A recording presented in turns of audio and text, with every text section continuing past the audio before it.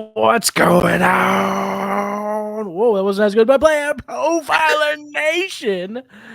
It's the latest episode of Trade Gods. I'm your host, Matty Kiwoom, and I'm joined by my co-host, my fellow Trade God brethren, the host of Wake and Take, the best morning show in fantasy football, Jason Allwine. What's going on, Jay? What's up, man? It's almost like it's 9:41 p.m. on a Tuesday.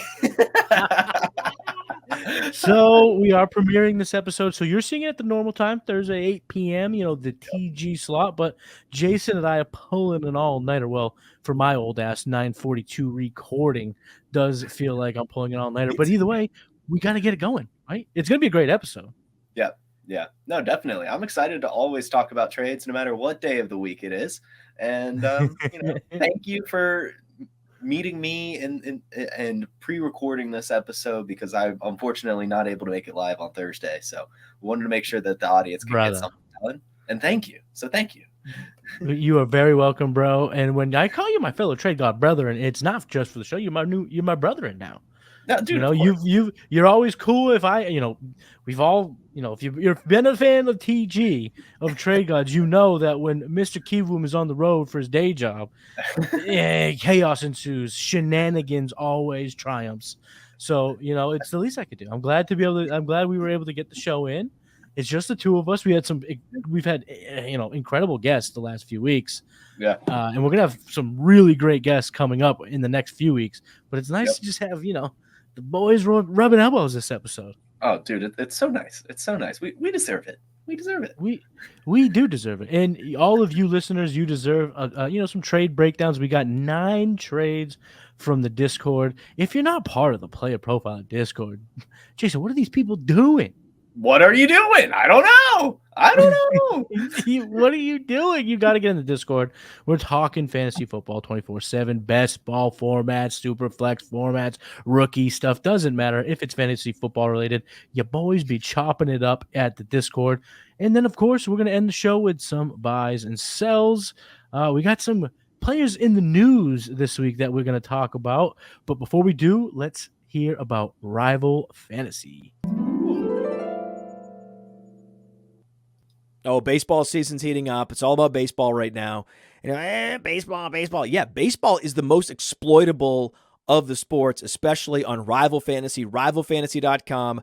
Go there now. They have the fantasy book where you can take over under a certain number of fantasy points, and they have challenges where you can take player X or player Y. I get great pleasure out of fading Mike Trout into oblivion. And then don't forget about fantasy bingo, where you can say, okay, I think Acuna's going to steal a base today. I think that Freddie Freeman's going to have 2 hits based on the matchup. The lefty, righty, and the pitcher quality matchups that you could exploit are unlike any other sport. Go to rivalfantasy.com. Use the promo code PLAYER. They refund any losses up to $50, and they are a great supporter of Player Profiler. Everything we do, this show in particular, is only possible because of Rival. Rivalfantasy.com. The promo code is PLAYER.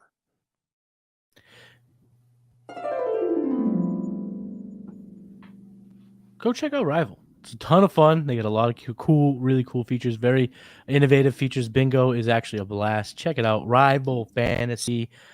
Jason, what do you say we dive into trade number 1? Oh, dude. Couldn't be more excited. Let's do it. Okay, so we are starting the show off with an absolute banger, as we typically do. Yep. Trade number 1. Okay, so this is a 7-man deal. Team A is acquiring Joe Burrow, DK Metcalf, and Dallas Goedert. And to acquire those 3 massive pieces, he's sending away Lamar Jackson, his stacky Mark Andrews, Stephon Diggs, and Dalvin Cook. This is a 12-team half-point PPR. Superflex start 9, so we want them studs. Jason, what are your thoughts about this trade? Do you mind if I just derail for a second? Of course. Okay, I feel like we haven't done that in a minute, and I want to with this trade because it's just messy. When I don't understand how and why there are so many trades like this involving so many moving pieces, and why the trade couldn't just be Lamar and something for Joe Burrow, right? Why does it have to be Lamar and Mark Andrews and Stephon Diggs and Dalvin Cook for Joe Burrow and Dallas Goedert and DK Metcalf? Like, why do you have to convolute this trade so much? And that happens in all fantasy leagues, I feel, where you start off one trade, like, I bet this person trying to get Joe Burrow just messaged, what do you want for Joe Burrow? And then the trade somehow devolved into, well, I'll trade Joe Burrow if you also trade me Mark Andrews. And then he was like, well, then I'm not trading Mark Andrews unless you trade me DK Metcalf or Dallas Goedert. And then they were like, well, if we're doing a tight end swap, then, well, we've got to throw some wide receivers in there too. And then it just gets so messy.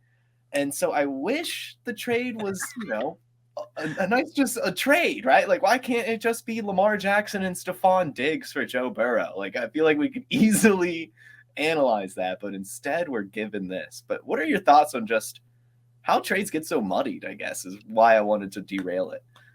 Ladies and gentlemen, we have just witnessed Mr. Jason Allwine becoming an old man in front of our very eyes.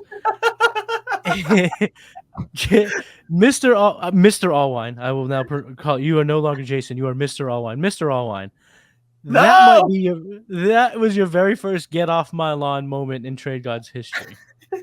No! But I understand what you do mean. I mean, but this is my 2 cents on trades like this. They typically happen now because points per game are not attached, and even if you are the craziest of traders, and I might be one of them, when you see high PPGs next to them names, it becomes a lot tougher to do these blockbusters because, let's just say a month in, Burrow's lighting the world on fire. Jackson missed a game and is, averaging maybe like 19.8. So solid, but not what we're expecting.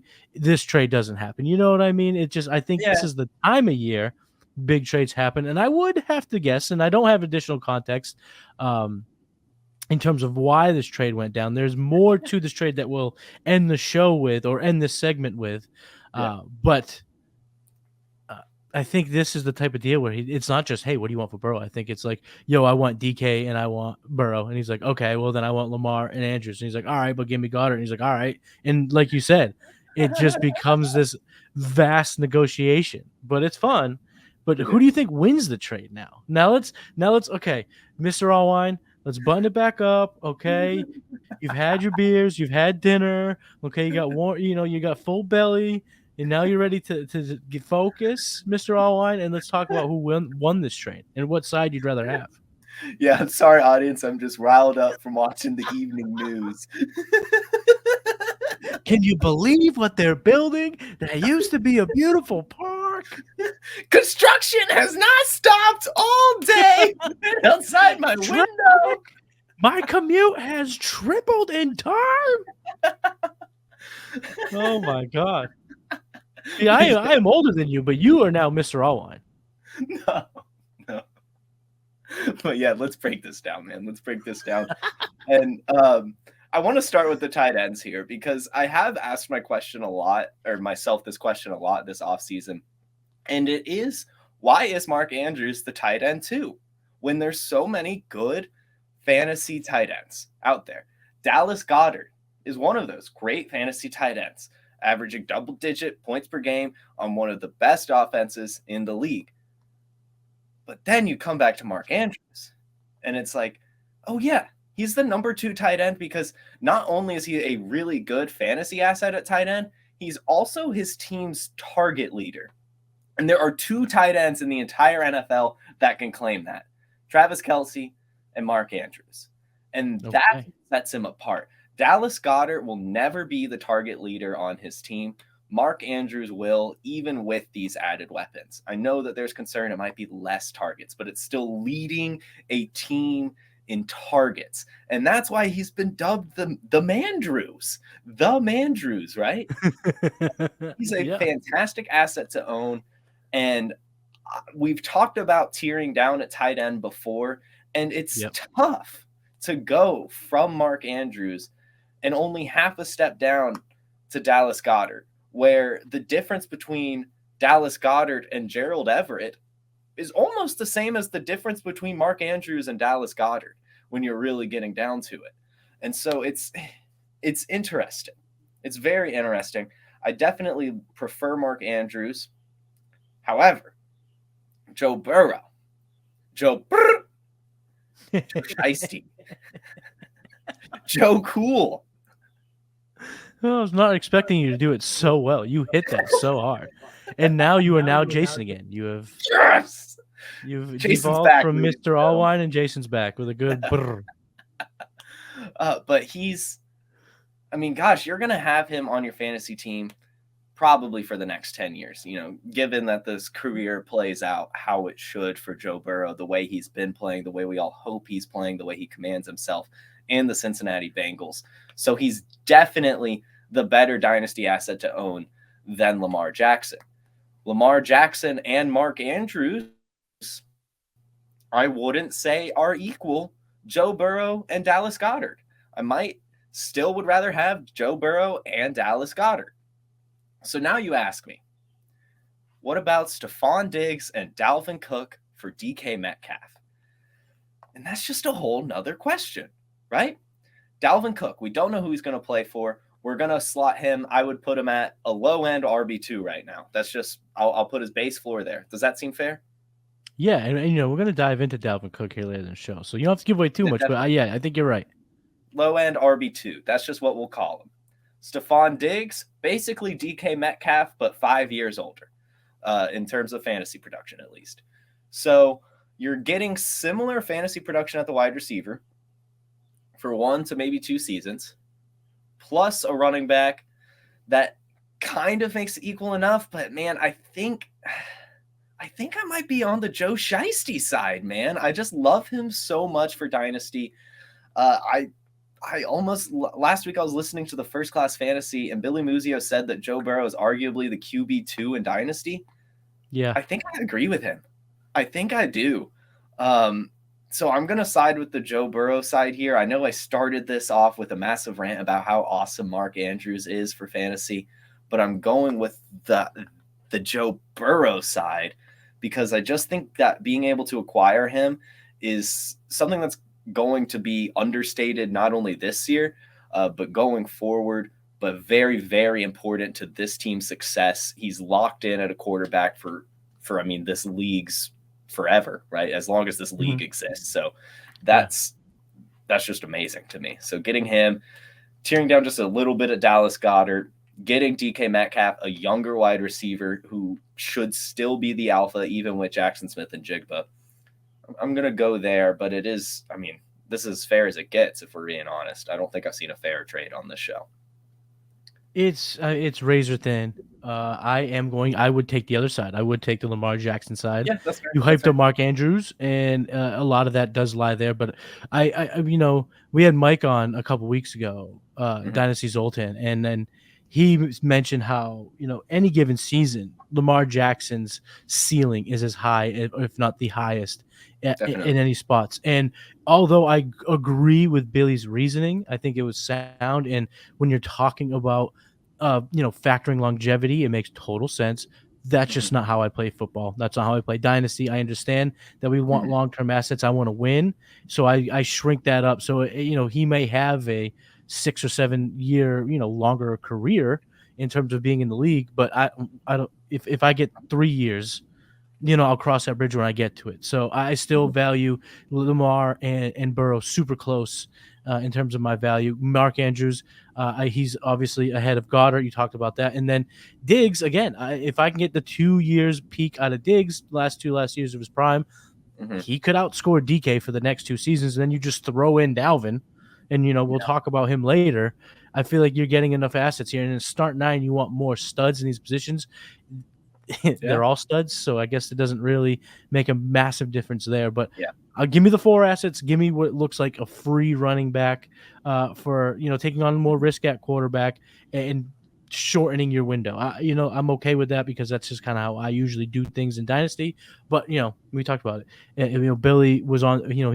He made a great point in terms of how long pocket passers tend to last and how they can play at a higher level for longer. And that fits Joe Burrow's play style and his comps completely. So, good analysis there as, by one of the best in Billy Muzio. But also I want to talk about these trades. They're so hard to make in a given season. We talked about how muddy they get early on, how crazy it gets.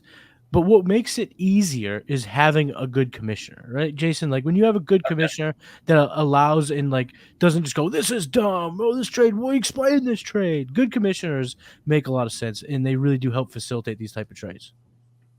No, definitely, definitely. And if you're a commissioner out there, or if you just want to sign up for some orphans, just in general, there was a fantastic Kiss the Ring episode this week just about how to fill your dynasty orphans, how to adopt dynasty orphans, what to do just in dynasty in general if you're rebuilding, if you're going forward. And that was with a fantastic, fantastic guest, Nate Pilmer. So I definitely recommend going to check that out. That's Kiss the Ring, how a dynasty commissioner fills a dynasty orphan.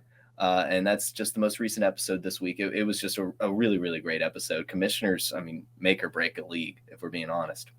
100%. And Memphis is going to be on Trade God soon. Memphis is awesome. Yes. So happy he's working over at Player Profile, putting Dynasty Warzone and Kiss the Ring on our network. He's the man. And our boy John made an appearance. Friend of the show, John McGlynn made an appearance on Kiss the Ring just a few weeks ago too. So great show. Check that out. But let's just keep going here. We spent a lot of time in this trade, and this is actually only part one of a 2-part saga that we will conclude the trade breakdowns with. But let's get on to trade number 2. It is a 10-team PPR Superflex tight end premium star 10. Team A is getting Rashad Penny, Kadarius Toney, and Breece Hall. Shipping away Roschon Johnson, Marvin Mims, not 1, not 2, but 3 round ones, 2 in 24, 1 in 25, and an additional 24 round 3. Jason, this is a lot of assets being exchanged. How do you see it playing out? This is a really tough trade because we already mentioned the Mike episode, but we talked at length about how good Breece Hall was last season as a rookie, even just before the injury, just how much he dominated right out of the gate, and how I believe he's still a buy, and that I still believe he's undervalued, and that I still believe he could arguably be the RB1 again. But I do think that since he's a running back, taking 3 first-round picks essentially for him, I feel like you can essentially call Roschon and Penny. Oh, Roschon's probably better than Penny. Mims and Toney, the way things are valued right now, Toney's probably valued a little bit more, but we'll add in that 3rd-round pick down there and just call it a wash. So we'll basically just say it's 3 first-round picks for Breece Hall. And I think since he's a running back, you have to take that. You really do. I think Breece Hall is fantastic. I love Breece Hall. But 3 first-round picks for a dynasty running back is really what you're looking for. I mean, you're going to get someone close to Breece Hall with one of those picks, someone else close to Breece Hall for one of those picks, and then probably a wide receiver or a quarterback or something else, given that this is a super flex tight end premium league, that this is just a really good way to set yourself up for the future. And if Roschon Johnson pans out the way that Player Profiler hopes he does, then that side has won plenty. However, it does suck that they are likely not looking to contend this season anymore, giving away Breece Hall and looking for these assets. But still, I do think they've gotten a great return to keep their team valuable. I'm going to side with you 100%, and this is how I broke it down. Roschon for Rashad Penny's a slam dunk Roschon, in my opinion. Yeah. I love Roschon 2023. Marvin Mims in a 25 first for Kadarius Toney. Give me Mims in the first. Okay. Smashing that. I'm smashing that accept button. Kadarius Toney, he's so hard to truly evaluate because there's so much projectability in his analysis. I mean, last year he only had 1 game with the Chiefs over 40% snap share. But he did flash. That's been his whole career, is flashing. But I don't care. If we're talking about projectability, we're also talking that with Marvin Mims. Give me him in a first for Kadarius Toney. And then also, if I have Breece Hall and someone offers me 224 first and a third, I'm hitting smash accept on that for exactly what you said. He's a running back. And you could use one of those first to get someone that we're calling a RB3 that actually project and ends up being an RB2 weeks into the season. Like, there's so much you can now do with that round 1 where Breece, if he were to get let's just say 30% snap share over the first month, Mhm. they really baby him in, his value goes down, and you don't theoretically get wins. So even if I'm trying to win now, I'm making this trade. So this is a smash for the team getting Roschon and the assets, in my opinion. Smash. Yeah, no, I love just thinking about using the first round picks this year instead of even waiting for them to be a first round pick, just trading them away. That's a great point. I mean, say Breece Hall doesn't come back week 1, you might be able to send a 24 first for him. That owner might get a little scared. So yeah, I love that for sure. You're getting just tons of value that you can use however you see fit, whether you want to wait or if you want to keep trying to contend. Great point. Let's move on to trade number 3. Another Ja'Marr Chase trade. People, stop trading Ja'Marr Chase. We broke one of these down every single week. Yeah. Ja'Marr Chase is always the answer, but this is a 12-team PPR Superflex tight end premium start 10. Team A is receiving Ja'Marr Chase round 1. When I saw this, my jaw damn near hit the floor, and a 24 round 2. So getting maybe the best asset in all of fantasy. On top of that, getting a first and a second. Crazy. This is going to be a haul, though. Devontae Smith, Chris Olave, Michael Mayer, Tajay Spears, Jonathan Mingo. Jason, you taking the superstar on the picks? Or you taking the haul, the package of players here in Dynasty? I'm taking the superstar in the picks. I just have to. I love Ja'Marr Chase so much. And last episode, we talked about how much I love Devontae Smith. I still love the Slim Reaper. I always will. But it's just not enough. It's just not enough. This is probably enough for just Ja'Marr Chase. But finagling in the 24 first and that second was a master move to get Chase and those picks. I just don't know why you trade Ja'Marr Chase at this point. I really don't. We talk about it time and time again. It's just, this is a haul and a half, and I'm still picking the Ja'Marr Chase side. So is it what you said last week, actually? So I guess I'm just kind of bringing it up. If you didn't check out last week, I'll remind you guys. Jason said his point was, and it's tough to agree with this. You have Ja'Marr Chase. The only thing you're accepting is Justin Jefferson plus. And if you have Justin Jefferson, the only thing you're accepting is Ja'Marr Chase plus. So if that's all you're going to accept, this is not enough. But, I mean, Chris Olave, let me ask you this then. Where do you see Chris Olave kind of settling in Dynasty in terms of his, the wide receiver play? Because we probably both agree that Devontae Smith is a top 12, 13 receiver. Mm-hmm. So where do you put Olave? I think he's right outside that. I know that a lot of people are latching onto a very successful rookie season with him and projecting lots of targets to go his way, which is true. But he just, I honestly don't even know how to phrase it. He just doesn't have the it that even Devontae Smith has to me, that Ja'Marr Chase He doesn't have that. He doesn't have that swag, is what you're saying? He doesn't. And he's a really good hot fantasy take. asset. A little hot take you there.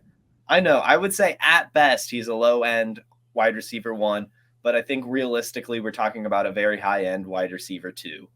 Okay. And that's just what it is. I mean, he's going to get volume. He's a route runner, but he's not just a guy who's going to beat you in all quadrants of the field. That's not who Chris Olave is, as much as we want him to be. I would say Chris Olave's ceiling is Devontae Smith. Okay. This trade's so crazy. So what I'm going to do is I'm going to refer to our tool here, the trade analyzer here at PlayerProfiler.com. So here's our trade, right? And if you're not familiar with the Dynasty tools at Player Profiler, you have to, what the kids say, get hip, because it will take your Dynasty gaming to the next level. And the trade analyzer is something we use here at Trade Gods to break down some of these trades if we need to figure out, who's winning and kind of give us a baseline on what the market might be saying. So we have here the players involved. Now let's talk about who is in the trade. Let's bring it up one more time. So it is a 12-team PPR Superflex tight end premium start 10. Well, the best part about this, we got that. We can now click on tight end premium. We can now click on Superflex here, and we will get the trade result.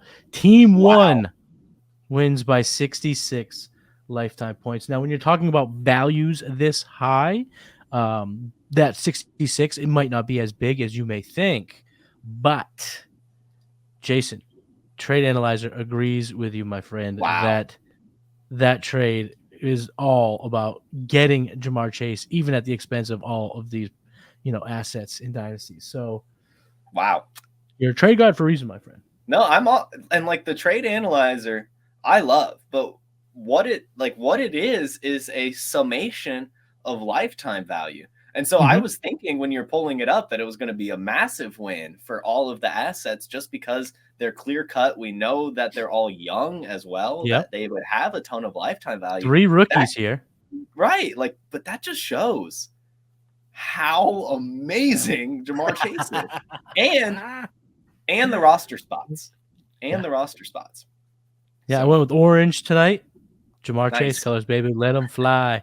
Let's move on to trade number 4, the very first trade submitted from my fantasy league. So shout out here, 12-team PPR Superflex tight end premium start 10. The Team A is in a win now mode. So to give you some extra context, Team A is winning now, and they're acquiring Alexander Mattison, a 24 third and a 24 fourth, and they're sending away Greg Dulcich and a 24 second. Do you want the running back or the tight end here in the tight end premium format?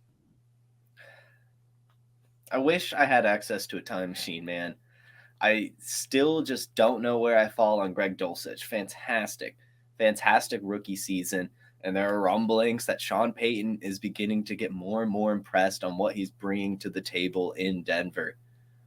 But, this is a tough one. Because, I think you would want the running back, Alexander Mattison, who we know at this point has shown, as we'll talk about later, fantastic fantasy production when called on as the true bell cow, plus some extra picks for a tight end at this point who hasn't necessarily proven himself and who could very well just be a middle range tight end that you just are throwing into your lineup because that's your tight end. And that's just what it is, right? You're not too excited about it.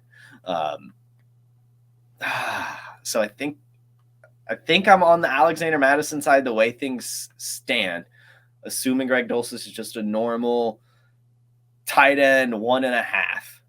Okay. But if he does somehow hit a ceiling, you're definitely going to be kicking yourself for trading him away, but that's just a big what if. That's a huge what if. I have been pretty adamant about not being a Dulcich believer.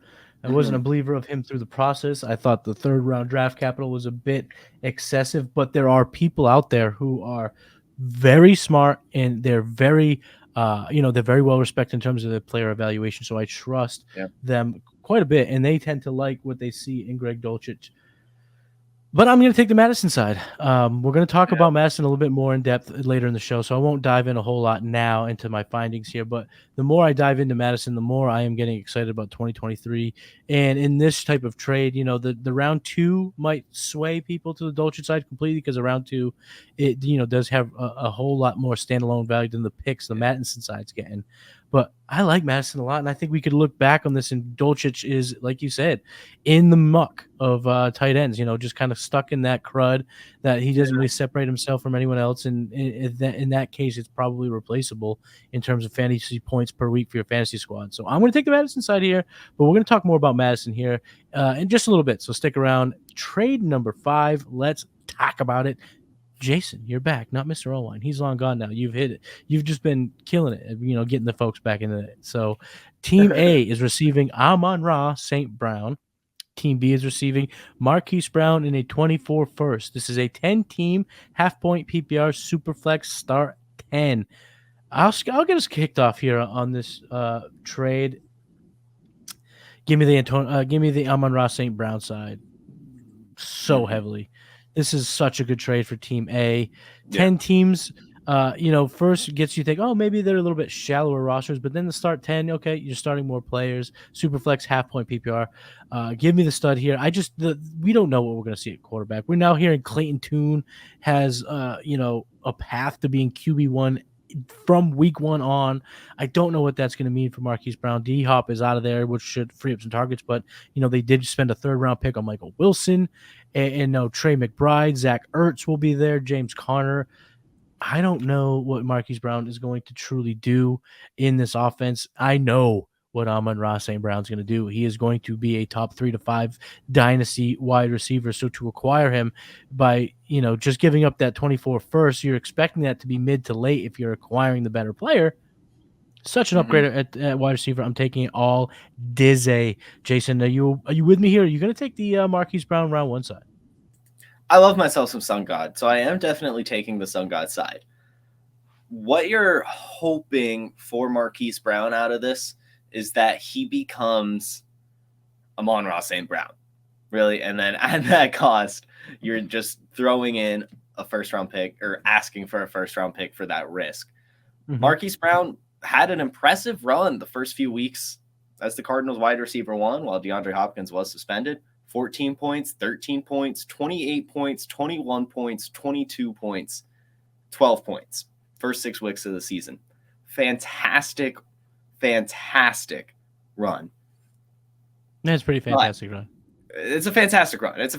Fantastic. And he's had a couple, none of his years he's finished under 10 points per game. Has had, I believe he had a top 10 season one year just from playing the whole thing. His second year in the season. Doesn't matter though. Even if he hits, right? Even if he does become that, I'm still taking the Amon-Ra St. Brown side. This is risk-averse move, right? You're not worried about what the quarterback situation is at all, even if it is only 1 season or even half a season. And then, plus, you're getting a guy who had a 28% target share last season on one of the better offenses in the league. A guy who's not even 24 years old yet. A guy who's a fantastic route runner, establishing himself as one of the best in the entire league. This is an alpha that you're getting. So, give me Amon-Ra St. Brown. The fact that it only cost a first and like someone who's wide receiver, I don't know, I'm going to throw a number out there, 46 right now in our rankings. Smash every single day of the week. Every single day of the week. No doubt. Now, the half-point PPR does make it a smidgen closer. If it was PPR, it would be crazy. Yeah. It would be a complete lopsided trade, in my opinion. Half-point makes it a little bit closer because, what Amon-Ra does is catch a lot of balls. He caught 106 of them last year. But still, give me the Sun God. Easy peasy, lemon squeezy. Let's move on to trade number 6. It is a 12-team half-point PPR superflex with a little bit of some cool scoring coming up here. Half point for first down and a 0.25 tight end premium start 10. Team A is getting Trevor Lawrence and Isaiah Pacheco for Deshaun Watson in a 201 in this year's rookie draft. Jason, how do you see this trade? Making space, making me nervous. How? How? Actually, how did this trade happen? I can't find a single reason inside my brain to want Deshaun Watson in the 201 instead of Trevor Lawrence and Isaiah Pacheco. I can't. I would imagine it would cost more than the Deshaun Watson and the 201 for just Trevor Lawrence. So the fact that Isaiah Pacheco is thrown in makes it even easier for me.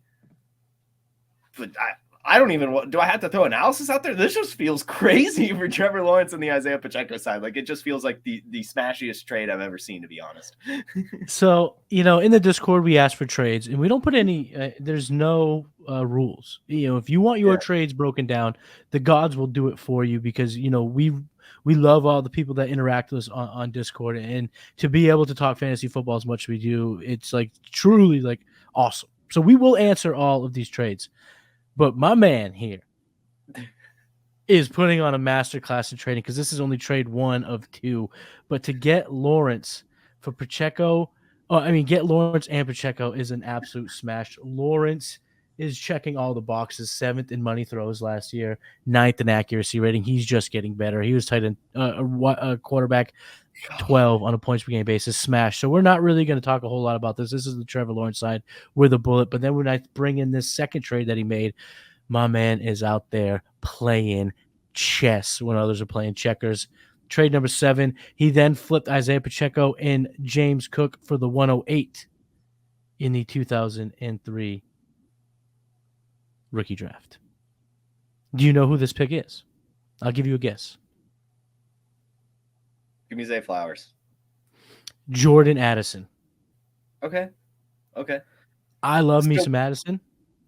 So basically turning Dalton Kincaid, who was that 201, and Deshaun Watson for Trevor Lawrence and Jordan Addison.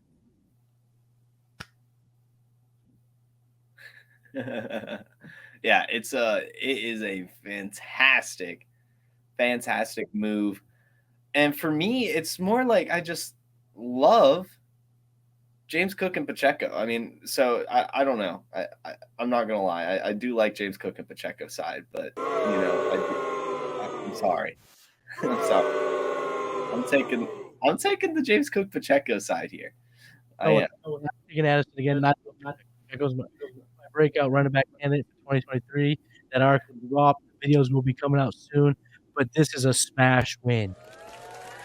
Yeah. Okay. So hey, but we can agree though, getting the T-Law part of this was the best. Yeah, I don't know how I honestly don't know how they did that. That would have to be a Deshaun Watson fanboy, which is incredibly hard to find these days. Yeah, I know. Kind of weird, right? Either way, good trading, Mr. GM there. Let's go on to the next trade. This is another freaking banger. And part 2 of the trade that we broke down. The trade number 1 was part A. That was chapter 1. This trade here is chapter 2.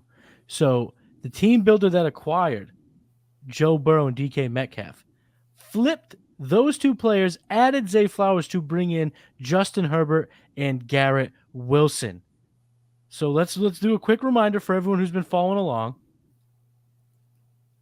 The first trade was this team builder getting Burrow, Goddard, and Metcalf to trade away Lamar, Andrews, Diggs, and Cook. He then took those assets, added Zay Flowers, and brought in Justin Herbert and Garrett Wilson. Jason, what are your thoughts? I'm glad that I talked about what I talked about earlier of why that trade even came across. Because then why did it develop even more? Because why wouldn't you have just sent Lamar Jackson and Stephon Diggs and Dalvin Cook for Justin Herbert and Garrett Wilson? Why did you jump through so many hoops? Why? Well, sir, okay, some people he did supply some more context in this trade. And he did ask specifically to have both trades talked about because he was going to show it to his league mates. So I definitely wanted to give him the shout out because he's very active in Discord and he's awesome. Yeah. So further context. So all of this trading, in my opinion, was to get Dallas Goedert on board. But now, do you want to hear the most insane dynasty roster you will ever hear in your entire life? Almost to the point where none of these trades even matter. Sure. Are you sitting down? Yeah, actually. Yeah. Good, because this is the roster he sent that's in this 12-team league. This is not a 3-team league. This is a 12-teamer. QB1, Jalen Hurts. Running backs, Jonathan Taylor, Breece Hall. 2 receivers that he starts, Jamar Chase and CeeDee Lamb. He has Kyle Pitts, and now he also has get Dallas Goedert on the bench. Garrett Wilson, that he got in this trade. A.J. Brown, who he already rosters. And his QB in his super flex right now is Justin Fields, but it could also be Justin Herbert. The Justins. Is this not the most insane roster you have ever seen in your entire life? That's a fantastic roster. I mean, good on him. If you're listening, I would definitely go try to trade one of Jalen Hurts or Justin Fields. I know you're listening. You don't need all 3. Oh, hey, don't be doing no table talk though, Jason. You can't be doing table talk for our Discord members, okay? He's got to get out there. If his league mates aren't going to check out TGs, it's on them. He's going to get the leg up. You know what I'm saying? Exactly. So that if they do happen to tune in, let's let him do his thing. You're right. I mean, he's doing what an insane trade. No, definitely. Great roster. And then back to this trade. Let's cut it down. Let's just break down this trade specifically. Take away all the context. All we know is that it's a 12-team half-point PPR Superflex start 9. Which side of this specific trade are you taking? I love me some Justin Herbert, but I think I'm taking the Joe Burrow, DK Metcalf, Zay Flowers side. I want to see what happens in Baltimore. I do think that Joe Burrow is a better dynasty asset than Justin Herbert. It's very, very, very, very, very, very, very, very close. But I'm not that big of a Garrett Wilson guy. I don't like paying the price for him right now. Sending DK Metcalf and Zay Flowers away for a wide receiver that has the same exact ceiling as both DK Metcalf and Zay Flowers is tough for me. And slightly downgrading at quarterback. So I think I would rather have the assets on an already stacked team and just roll with those guys. I mean, I like the quarterback room of Joe Burrow and Jalen Hurts slightly more than the quarterback room of Justin Herbert and Jalen Hurts. So, and I don't like Garrett Wilson that much more than DK Metcalf, especially not one of the top rookie wide receivers from this draft more. So yeah, I'm sorry, friend. I hope you keep engaging with the Discord and sending us trades, but I think you took, of course, a huge win at the beginning, and then took those assets to get your guy. Perhaps like maybe you're just a huge Justin Herbert guy, which I get, or a Garrett Wilson guy. Yeah, or a huge Garrett Wilson guy, which is fair. He getting Garrett Wilson now gives him the wide receiver 2 in my opinion, or wide receiver 1 in some people's opinions, the wide receiver 3, collectively in Dynasty, and now he has the wide receiver 4 in a lot of people's rankings. So I mean, he now has 3 of the top 4 Dynasty wide receivers. So it might be him just trying to inch up in the Dynasty rankings, but I think just this trade alone, without any additional context, I'm taking the DK Burrow Zay Flowers side. And it's funny. I sided against his trade in the first trade. I'm siding against his trade here. And yet I still believe that this is the best fantasy roster I've ever seen in my entire life. So you're doing the damn thing. And I just keep doing what you're doing. Don't listen to me, man. I mean, that roster's crazy. Yeah. Have you heard that, people who gamble will buy other people's accounts because it's less manipulated by the host website or the host, the house essentially? They'll buy so let's say I bet a lot and DraftKings recognizes that and they bog me down and they kind of, you give me that whole thing. I could be like, hey, Jason, let me buy your account and you place bets for me or whatever. That seems to be a thing. I don't know. I don't place bets, so I don't really know. But this is something that happens. My man, if you want to sell this roster, I will hop into this Dynasty League and I will pay you for this roster because this would be the most fun set of assets in a 12-team Dynasty League I could ever imagine.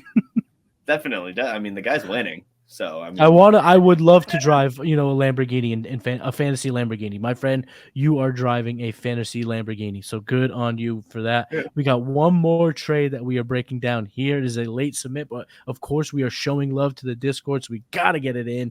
It is a 12-team PPR Superflex start 1. No, not start 1, start 10. This is a typo from your boy. This is start 10.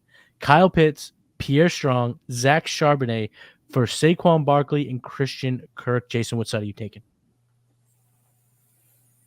I think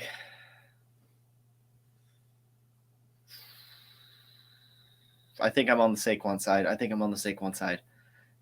I want to get onto the Kyle Pitts train. I really do.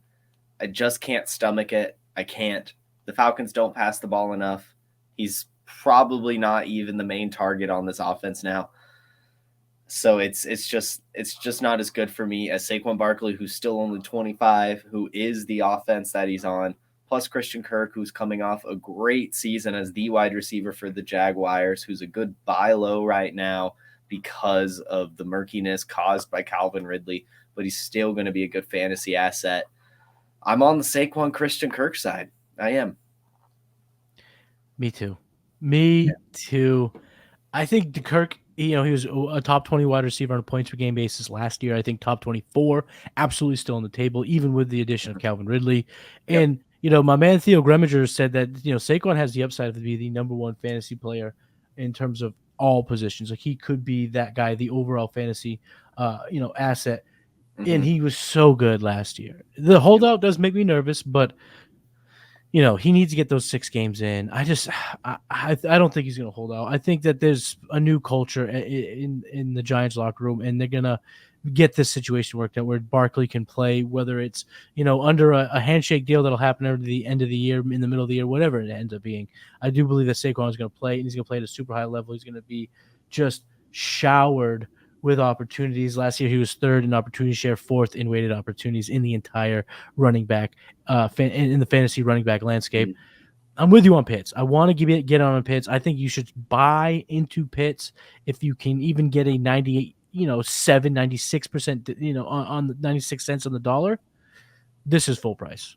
This is full price for Kyle Pitts. You are paying for Mark Andrews. You're paying for a top 2 tight end in fantasy with these two assets. And there's just so much projectability with Kyle Pitts that I don't know. Even if if you're nervous about the Barkley situation in New York, I'm taking Barkley, and I love Christian Kirk. This year I think he can absolutely repeat as a top 24 wide receiver in that offense. And I'm not a believer in Charbonnet, and I like Pierre Strong. I think he's a very valuable handcuff. Not enough for me. Just not enough. So I think we're on the same page here. That this is it's good process to try to target and acquire Kyle Pitts, but you don't want to pay this much. This is expensive. It is. It's a tough one. It's a tough one for sure. I would just honestly at this point just be averse to selling Saquon or Christian Kirk. I mean, both of them have taken some hits in their value recently. That it's hard to move on from either of those assets. But at least you do get a superstar Kyle Pitts. I mean, you do get like a top tier asset at least.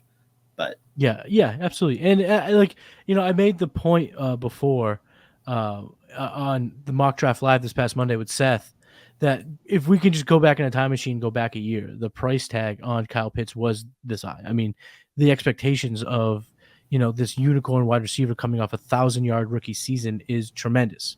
So I understand the reasoning for going after him, but I think right here you're paying as if he's a back-to-back top 3 tight end in fantasy, and that just hasn't been the case. And there are a lot of red flags, that are concerning about him reaching that type of level. So give me the Saquon Barkley, Christian Kirk side. That's going to wrap up the 9 trades from Discord. I love breaking down those trades from Discord, so make sure you get those ready for us next week. But we still have one more segment before we say goodbye. It's time to buy and sell. We got 2 former teammates. They're in the news, so we got to tell you if you guys should buy or sell these running backs, Dalvin Cook and Alexander Mattison. Which do you want to start with, my friend? I guess let's start with Dalvin Cook. Let's start with Dalvin Cook. And are you buying or selling them? I mean, ultimately, it's going to come down to the price. Ultimately, it'll come down to how much Dalvin Cook is going to cost me. But I do believe, while a lot of the efficiency metrics didn't show it, that Dalvin Cook still has some gas in the tank. And I do believe that if he lands somewhere good, he'll be really good for fantasy football. The key word here is lands somewhere good. And that's just so hard to project, so hard to bet on, that if I roster him, I'm selling him. If I don't, I'm probably not paying up for him because I just don't know what I'm looking at right now. I don't know. And I'm the type of person that I at least want to know the landing spot. And when I kind of explore where he could go, none of them are as good as the Vikings. None of them. Yeah. So it's like his best landing spot is hoping he goes to the Bengals and something goes wrong with Joe Mixon, whether that be he finally gets like charged with something and gets suspended or gets injured or whatever. Like that's the best case scenario. And that's still like you have to wait on a whole nother shoe to drop. Mm-hmm. So for me, I think I'm just going to take what I can get for him, to be honest. I think so. He's a for sure, no doubt sell for me. He was actually my sell candidate on a show just a couple weeks ago, and that has not changed.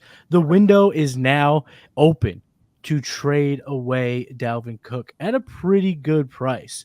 And his price could bump up, like you said, if he goes to the perfect situation, but he also could plummet with a bad situation. And truth be told, why ride that, price roller coaster? Why sit back and, bake or bathe in that volatility? I don't want to do it. I'm selling right now while there's a chance to move him while the value is still pretty good. I don't think it's like too bad. I don't think you're going to get totally nickel and dime. There are got to be someone out there that still believes in him. And when you look at this running back as a player, he's past the age apex, and his performance profile in 2022 says two things to me. He needs volume, and he's not really efficient. So he was 5th in opportunity share, 4th in terms of route participation, and 5th in red zone touches amongst qualified running backs. That's good volume. Like you said, there is no better situation for Dalvin Cook than the Minnesota Vikings, the team he is no longer on. And then last year, he was not efficient. 51st in fantasy points per opportunity, 37th in true yards per carry, 30th in breakaway run rate, and 42nd in yards created per touch. You take both of those factors, I don't believe that any landing spot out there is going to give him enough volume to be the guy that he was last year. I think that the Vikings was the team to do so. And now that maybe some people might be hyped, like there are going to be people that that end up becoming over the moon if Dalvin goes to the Dolphins or one of these high-fledged teams. But even if, like, let's say he goes to the Chiefs, they're still going to use McKinnon. They're still going to use Isaiah Pacheco.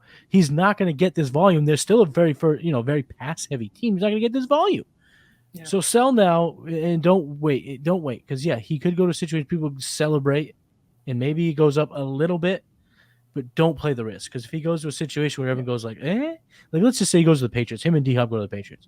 Apparently they were texting each other that they would love to play with one another. The Patriots brought in D-Hop for 2 days. When do you hear that guys come in for 2 days and apparently went really well? They're the betting favorite.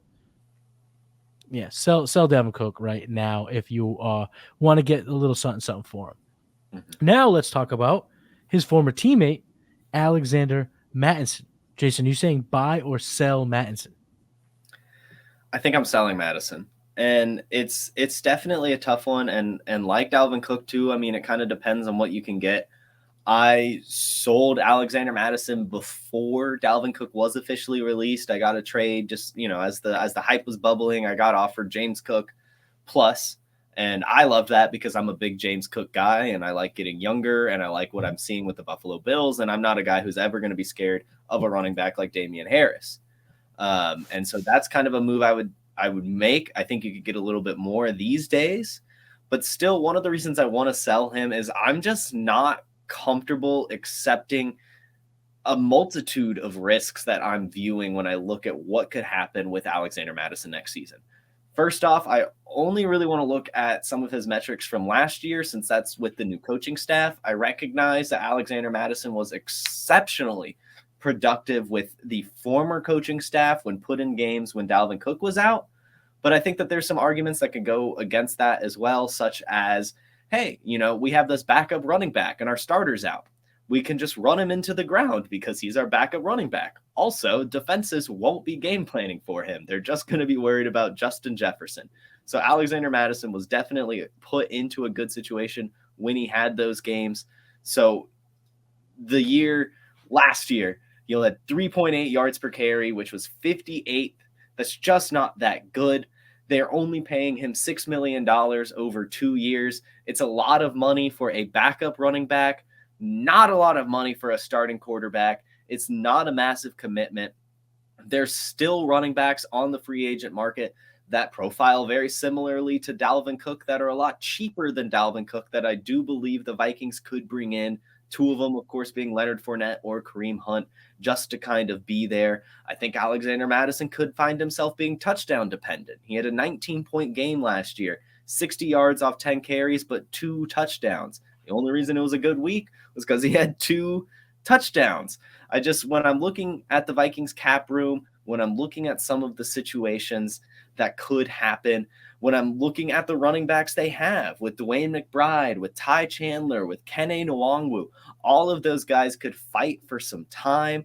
I don't really like all of the ranges of possibilities that could happen to Mattison that I'm looking to sell. I would love to get any other starting running back within the NFL, maybe an extra cherry on top. A thing I keep coming back to is that right now he's only the RB35 on PlayerProfiler, which I think is fair. He is all the way up to RB19 on Keep Trade Cut, which has a little bit more public input. I think that does show that you can get a lot for him and people are hyped about him. So I think that there is some room to find something really, really special for him that I'm happy to move on and not take on the risk of a guy towards, like, he's 25 years old, hasn't ever been the starting running back, and has some concerns going against him. Jason. Yeah. You bring up some good points. Yeah. You do.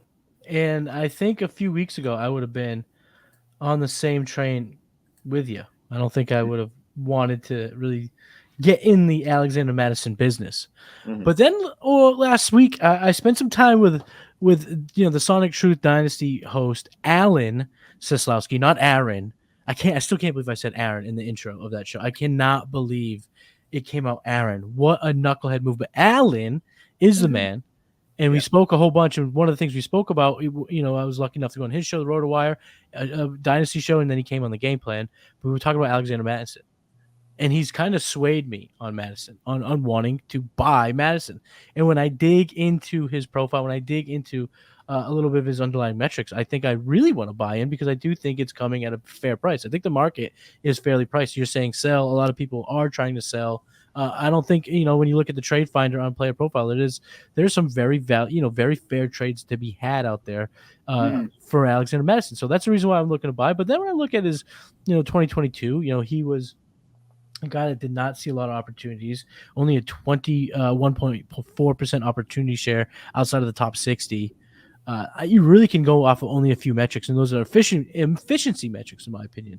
And he had a 0.96 fantasy points per opportunity. That was 13th best. And he had a 4.9 positive EPA, so expected points added. That was 20th best. So on a per touch basis, on value added, he brought that to the table. And when you look at what he's done, Jason, since 2019, so his entire career in the NFL, every single game where he's had only a 45% or more snap share, that's 8 games. So in 4 seasons, he's had 8 games where he's gone over 45% snap share. 18.5 fantasy points per game. He smashes, and it's not necessarily his talent. He's not uberly athletic. 26th percentile 40-yard dash, 39th percentile speed score ain't going to give you the warm and fuzzies. Mm-hmm. But on this offense, with these teammates, having the ability to not really be keyed in on with these passing weapons presents such an opportunity to score touchdowns, to score fantasy points. And that's why I'm looking to buy Alexander Mattison because, Ty Chandler, Dwayne McBride, I like their skill sets. Kene Nwango, I've been a truther for his forever. The fact of the matter is they don't really have the draft capital that Mattison brought. Mattison did have 3rd-round draft capital. They haven't been relied upon in the past like Mattison has, and the Vikings want to win. I don't know if they're going to really give a 6th-round running back or a second-year guy who didn't get a whole lot of run in his rookie campaign a whole lot of touches when Mattison has been a producer for them when they needed him. Every time Dalvin's been out or every time he's only been given a chance, 45% snap share is not a hard ask. I think it's pretty safe to say he'll see that this year. I think I'm buying for 2023 in all of my win now teams. But I would recommend this. I want to run this by you, Jason. I want to run this by you because I think that, we don't always get into trade tactics here on Trade Gods. We like to break down trades and kind of give us our reflection on how we do things. But in terms of a tactic here for Mattison, I would recommend people out there who are trying to acquire Mattison, don't go after him directly. I think it's bad process to immediately try to trade for somebody who has positive news. And the departure of Dalvin Cook is certainly that. It's positive for Mattison. So to come at him correctly or individually, just go straight for him in a trade proposal, I would imagine gets brought back with a whole lot of pushback, and that price goes up 10% just on you asking. So what my approach would be like, hey, Jason, you got Mattison on your team. Or let's just say you also have an asset you're looking to sell D-Hop.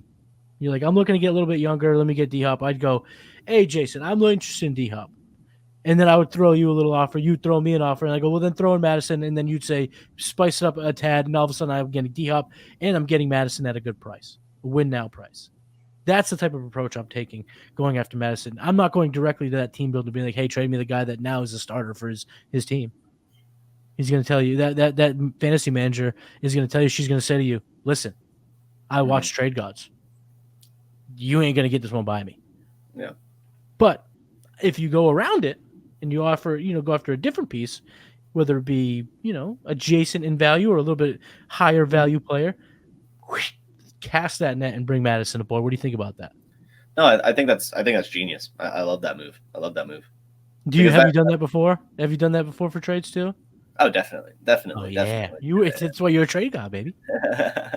Yeah. No, there's always when I'm looking at a trade, I'm always trying to find a fun little throw in on the trade partners roster. There's always someone that I want extra that I don't try to show too much interest in, but I'll be like, oh, you can throw him in. That'll make me happy. That'll be fine.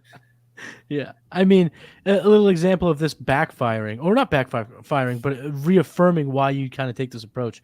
A few weeks ago, when the Patriots, I think it's a couple months ago now, when the Patriots signed James Robinson in the Trade God Invitational, I kept going after him, and I think just the simple fact that I was going after him drove the price up to the point where I ended up paying it, and now he's cut by the Patriots, and now it's like I'm screwed. So if I had kind of been a little bit more.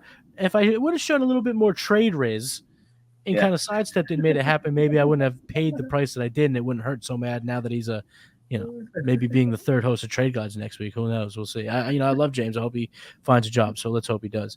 Jason, that's been tonight's show. Fantastic show. Great show. Yep. Tell the people listening where they can find you on socials, where they can get all your content.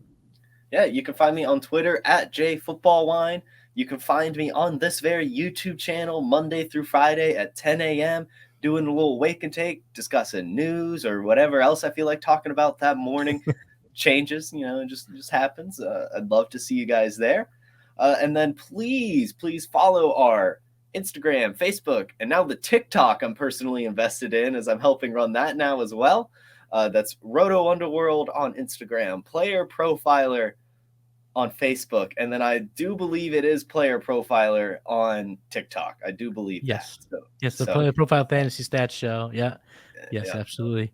Yeah. You can find me on Twitter. I'm at Matty Kiwoom. Got the game plan each and every Saturday. Check that out. Got the GOAT District, JD and Theo joining the show this week, so make sure you check that out. Obviously, Trade Gods on Thursday. And if you want to get some more of my content, go over to Patreon and sign up to www.patreon.com/theexecutives. That's where I do some work with Cody Carpentier, so you can check that out. But, ladies and gents, I think what we're really getting ready for is the mother effing world famous draft kit that is about to drop. Yes. Jason and I have been a part of that, and we're super proud of it.